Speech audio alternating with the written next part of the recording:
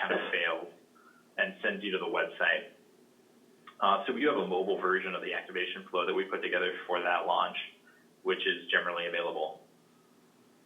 So you could always point people to that if you get that error code. But because it's a detectable error, you try and do a live broadcast.list call, and it'll report back unauthorized because the user is not enabled for live streaming. And then from there, you can just point them at the mobile activation flow.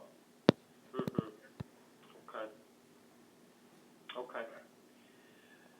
That would be my only other note. I hadn't tested that flow yet, but it's definitely something we don't really have good guidance on our dev site for people developing against this stuff on mobile, and that's the one issue that everyone runs into.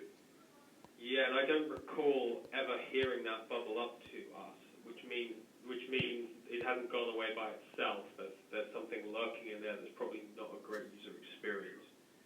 Yeah, and it's like the kind of beta testers you'll get for this will have already activated YouTube live streaming, so it's definitely something that you encounter once in a while. Okay. So we've got some work to do then, unfortunately. just two minor little details of deprecated API and activation flow. Yeah, thanks a lot. Okay. So once we've got that all squared away, Mark, do you feel happy to promote it in any way you can for us? Because obviously that's some kind of, I get this question at least once a week. Like, we have these internal mailing lists for the whole, like, global company-wide people asking about live streaming. And I get not just how to do live streaming on mobile. I get that question a lot, but I'm starting to get, like, when is Wirecast Go coming out?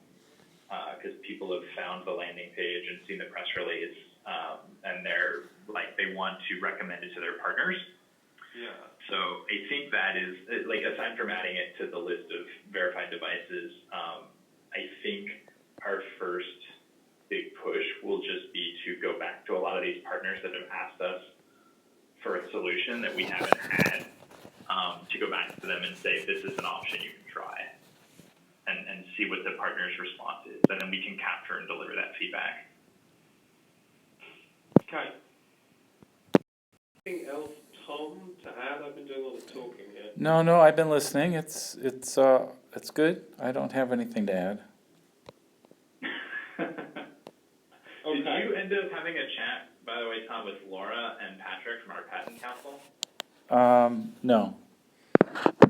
We exchanged, after I wrote an email yesterday. No, it was my fault because I missed the call. But then I sent an email to Patrick about why there were gaps in the data, or that there were gaps in the data, and not why, but that we didn't have the data, and I needed a lot more time to find it. So I told him December 15th, and then I have a meeting early next week with our IT group to go back through it again. One of the problems is it's going to be just a ton of data that has to be manually sorted, so I'm not looking forward to that.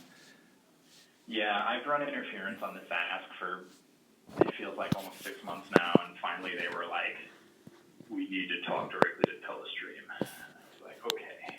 What So can you share? I mean, can you share what I mean, they just don't believe me that the data's missing, or that I haven't tried hard enough, or what is it that they don't?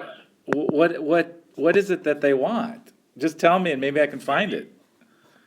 I think, they just quite simply need the data, or I think